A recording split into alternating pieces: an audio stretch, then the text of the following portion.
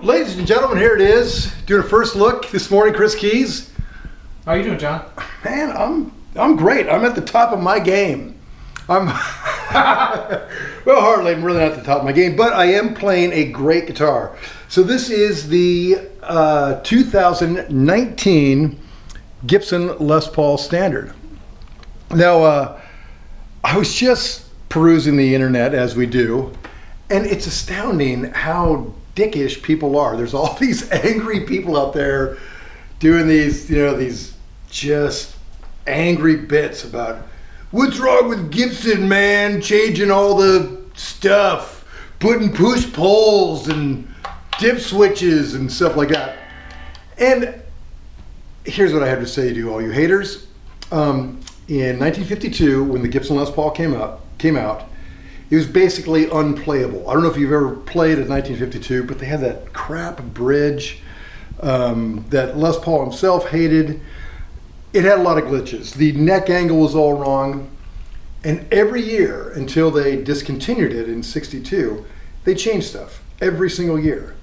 And it went from like unplayable to like around 54, 53, 54, they got that bridge in and it was awesome. Then around 56, they got the Tune-o-matic, which another huge update or upgrade. Then in 57, of course, the Humbucker, which made it amazing. And then they've been changing the whole time. Like the 60 neck profiles were different.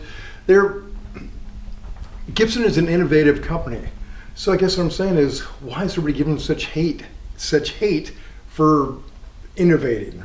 Does that make sense, Chris? Yes. Okay. My question to you, John, you've been on the internet, right? I have been on the internet before. I've done it before, and I'm just shocked I'm a little disappointed in, I don't know, humans and all Humanity? the hate. Yeah, all the hate out there. I don't get it. Anyway, this guitar has all these.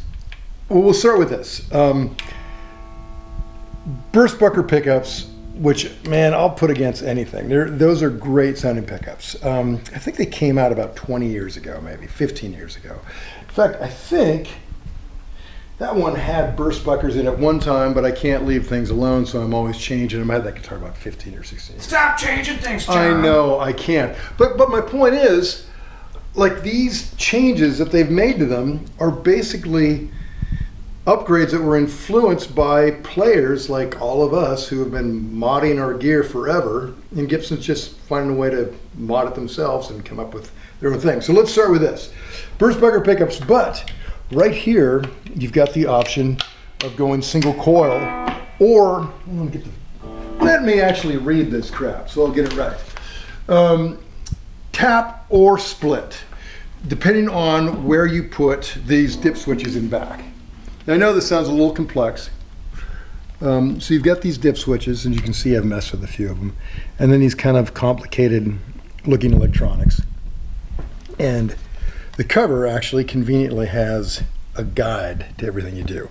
Now that, I get it, purists hate that stuff. But the truth is, if you don't touch anything, leave it as is, it's a true traditional Les Paul sound, like as true as any of them, as anything rolling off the shelf back in, 60 years ago. So it's a true Les Paul sound. But you've got all these great options. Like, for instance, pull this up, and I think I've got this one. Oh, let me just check. Yeah, I've got this. When you put you have an option between tap and split. And tap is kind of a P90-ish kind of sound, and split is more of an isolated humbucker, so it's going to be a little thinner. And I've actually got this on split right now because I like that twangy bit. Man, I think it's great.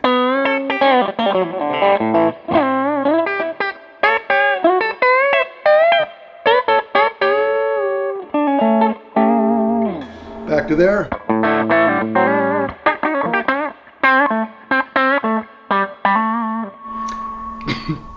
The thing I like about these Burstbuckers too, much like PAFs, original PAFs, there's some clarity there. They're kind of underwound, and I don't know, most PAFs that I've played have a real clarity to them. They're not like the overwound sensation.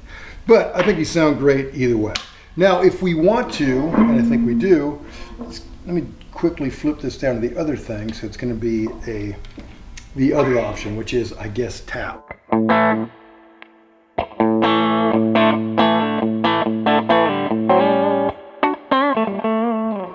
Now, I don't know. It's I don't know which one I like better, and it doesn't really matter.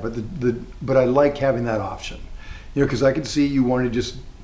We all want to dial in our tone, and this, between these push pulls and then the dip switches, you have not endless, but a huge array of options. Chris, you're good at math. How many is that? Oh boy, I avoided math by doing journalism. Yeah. Well, anyway, tons of options. Same thing in the neck. You've got that bit too. So here's just our neck pickup.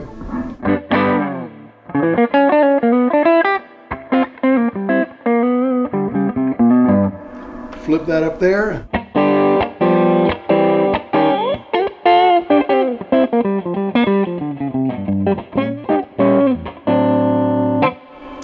Which I really love. I find that humbuckers in the neck tend to get a little muddy. There's almost too much there, like too many low frequencies.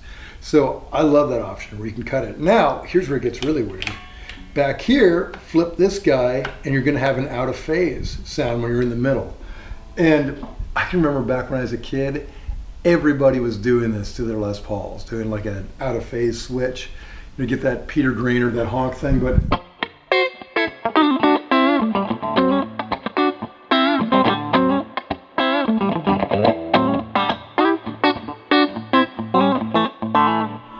and again, that's a weird sound. Here we are without it.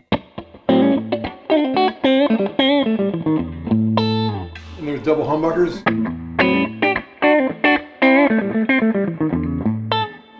Out of phase.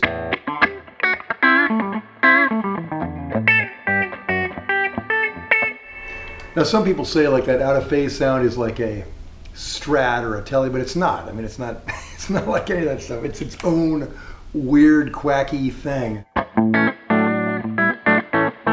fact, I remember in the Albert Lee of Starlix video back in the day, his old 50s Tele he'd wired with an out of phase switch like that. It's just a cool tone. And then if you put a little dirt on it, which we can, you get that whole kind of Peter Green thing.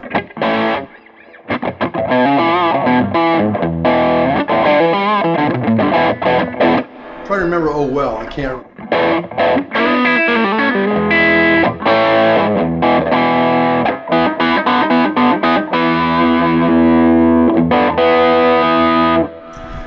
just a great weird tone to have in your arsenal. Again, it's not something I'm going to use all the time.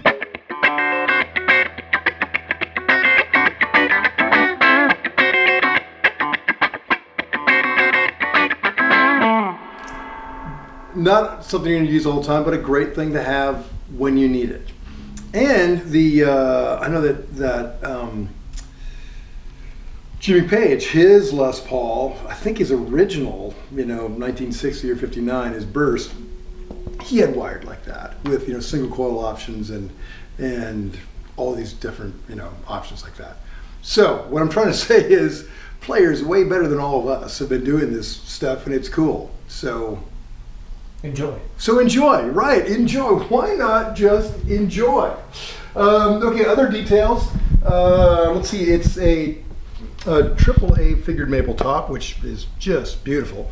That's another innovation. Back in the day, until 1957, or actually 1958, I think is when they came up with the first Burst. And before then, it was all just gold tops, and customs. So again, the Burst is part of the innovative magic of their evolution. So love that, beautiful top. Let's see, they call it ultra modern weight relief, which I don't know what that means. I imagine it means they're taking some wood out. But whatever it is, it's very light. I don't really care. I don't mind heavy guitars. I mean, I don't care.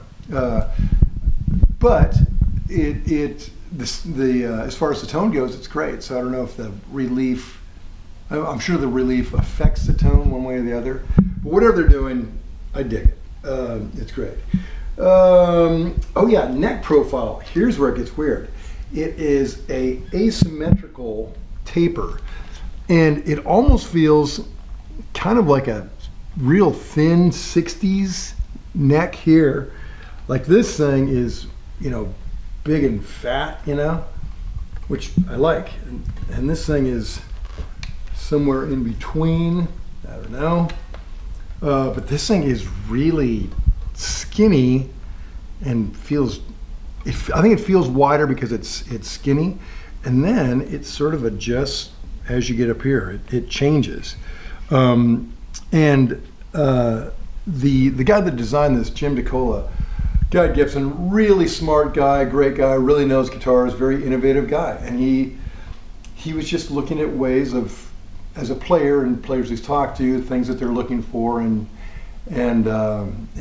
integrating those into this guitar. So that neck is cool. It's a little bit of adjustment for me. At first I didn't like it, because I'm just used to what I'm used to.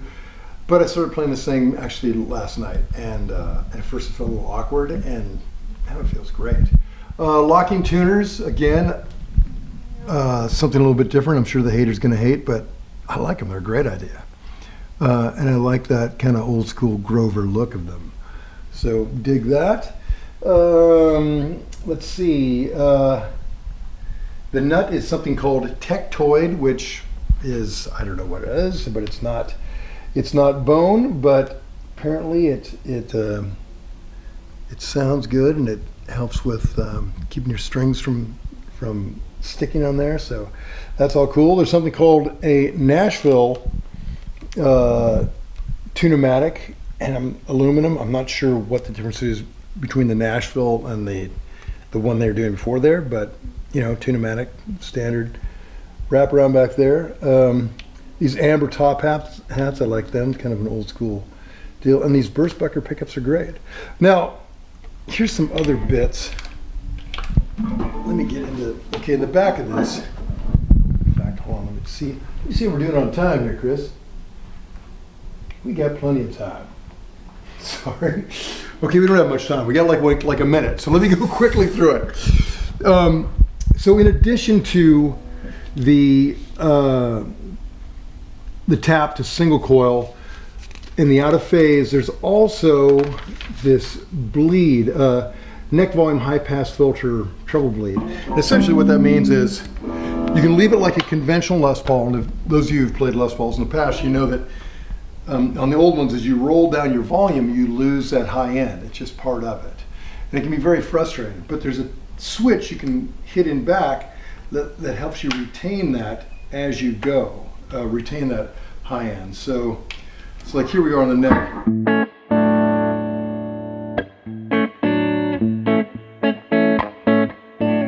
But I like that. It's here I'm way down there in volume, and I'm not losing that high end. So, but if you want to keep it conventional, where you do lose that high end, like you would on an old guitar, you've got that.